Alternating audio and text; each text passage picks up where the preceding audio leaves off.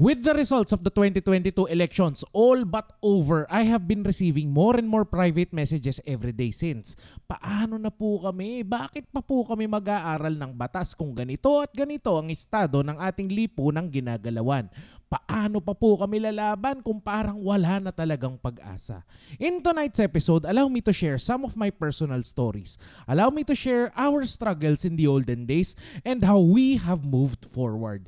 It is my hope, kapatid, that these two can somehow help you process your own feelings. All of this and more coming right up. This episode is brought to you by Dekada! 10 life lessons from 10 years in law school. Sa akdang ito, ako na ang nagkamali, nadapa, lumuha at nasaktan para ikaw, kapatid, ay makatapos sa loob ng 4 o 6 na taon. Think of it as a game guide, a cheat sheet that you can use throughout your law school journey. By purchasing this ebook, you are sowing the seeds of free legal aid for those who fall within the gaps of the law.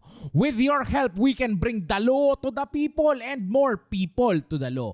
Grab your copy through the link in the description down below.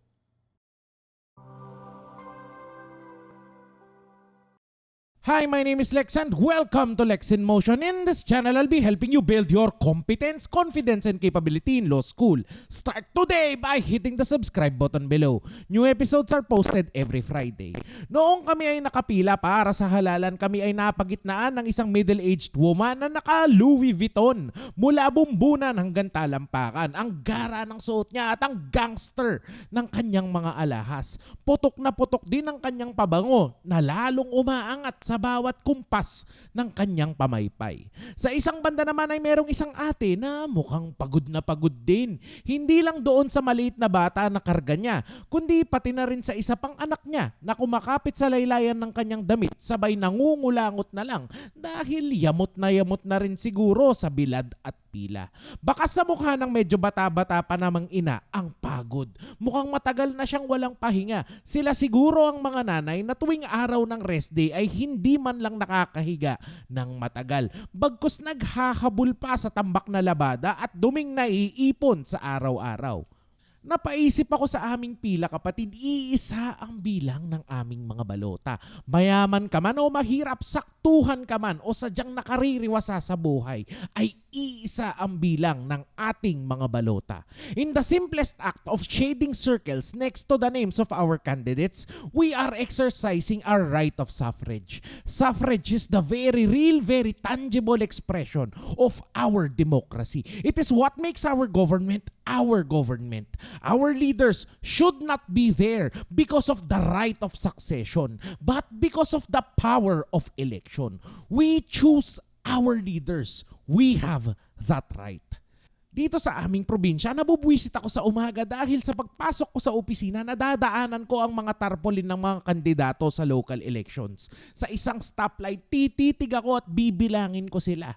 Magnanakaw, anak ng magnanakaw, babaero, magnanakaw, manloloko. Para tuloy ang konti lang ng choice ko sa local elections. Noong malapit na kaming papasukin ay siya namang bati sa amin ng isang local candidate. Incumbent siya, kapatid. Noong panahon ng lockdown ay missing in action siya. Wala siya sa gitna ng pandemya. Noong magbibigayan na ng mga ayuda ay huli nang nabigyan ng kanyang barangay. Maugong ang balita na bago magbigayan ng ayuda ay siya namang biglang revival daw ng kanyang grocery. Biglang punong-puno daw ang kanyang mga estante. Karamihan ay noodles, bigas at mga dilata. Noong akma niyang akong kakamayan ay siya namang aking biglang iling. I was like, bitch, don't even. Sinalo naman ako ng aking asawa na Miss Congeniality at siya na lang ang ngumiti. Hindi pala niya kilala ang mukha noong chairman na missing in action para sa kanyang barangay.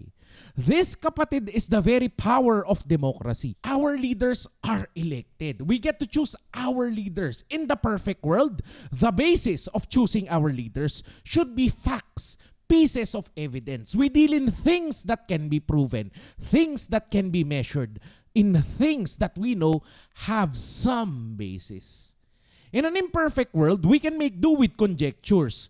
I refuse to vote for a candidate if he or she has known connections in the local drug trade or local supply of illegal arms. I refuse to vote for a candidate whose mansion gets an upgrade every term he or she is in office. In an imperfect world, people can vote for a candidate because they think he is an eloquent speaker or that he was educated abroad. Di naman kailangang mag-graduate, ay baka sapat na siya ay nag-enroll.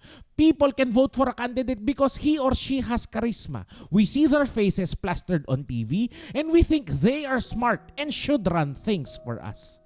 In an imperfect world, people can vote for the candidate who is the most popular. Baka konting budots at kanta ay tilian ng mga tao. Baka pwedeng-pwede na yon bilang kwalifikasyon na sila ay mamuno para sa atin.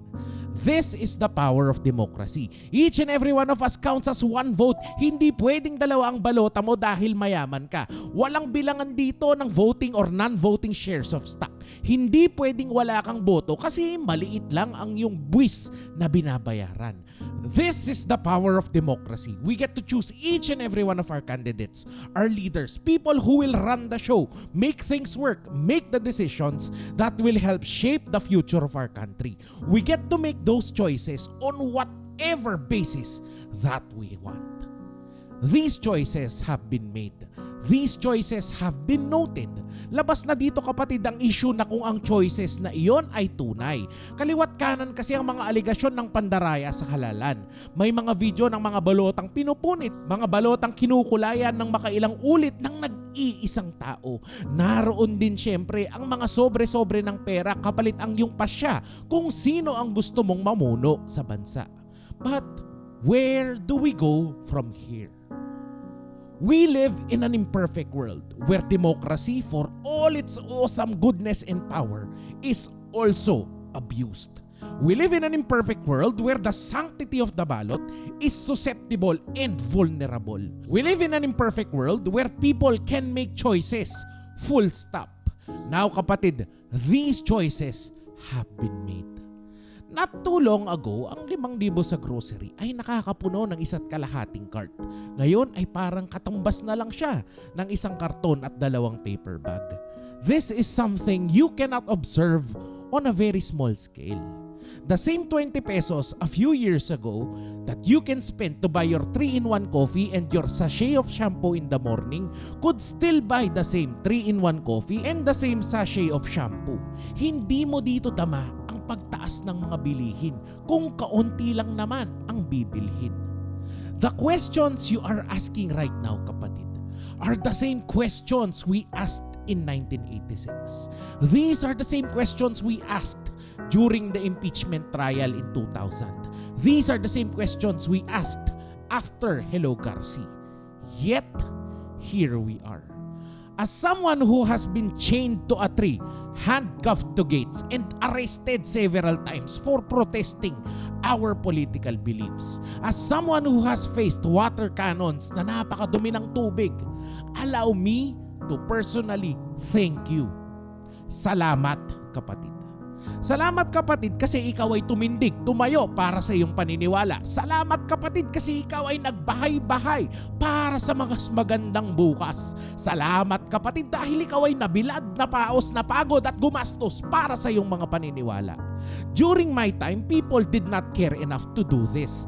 Now, for the very first time, I have seen a genuine movement from the ground up.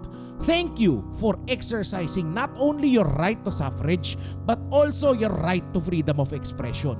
You have fought a good fight, but the fight really is not over. I took my fight from the streets down to an animation studio because this is where I think I can make the most impact. Suko na ako sa lipo ng aking ginagalawan. Itinataya ko na lang ang aking pag-asa sa mga taong katulad mo. If I can help raise an entire generation of young lawyers who can bring justice where there is none, then I can say, mission accomplished. Nagtitiwala ako kapatid, darating ang araw na ikaw ay uupo bilang judge o justice, bilang elected official o kawani ng ating gobyerno. Balang araw ikaw ay magiging mapagpasya at sa mga pagkakataong ito hindi mo naman makakalimutan kung bakit, paano o para saan pa kaya na pinangarap mong maging abogado. Kahit sino pa ang nakaupo, there will always be that one little girl who cannot sleep well at night because right next door lives her own abuser, often her own father. There will always be someone who lives in constant fear of being attacked by her rapist, who gets away with it with impunity. Kahit sino pa ang nakaupo, there will always be that employee who cannot leave his or her job even if she does not get all of her benefits under our labor laws, who has to work double shifts because resignation will put her family at risk. There will always be that single mother who is afraid for herself and her children because her barangay refuses to protect her from an abusive alcoholic ex-boyfriend. Kahit sino pa ang nakaupo, nariyan at nariyan pa rin yan, kapatid. Ang mga sexual predators, mga abusadong asawa, mga boss na akala mo nabili na ang iyong kaluluwa, alang-alang sa mumunting sahod. Injustice in this country does not rest. It does not sleep.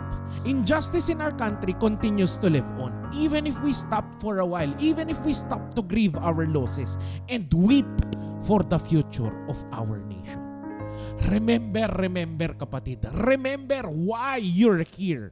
Remember why you're in law school. Remember why you need to become a lawyer. Remember why you're here. Maraming salamat, kapatid, sa maiksing oras na tayo ay nagkakwentuhan ngayong gabi. The fight continues not only on our streets but also in our actions in our day-to-day lives. If you would like to see more episodes on how to build your confidence in law school, please let me know by typing yes in the comments down below. Thank you so much for watching. Like and share this video for good law school karma, and I will see you next Friday.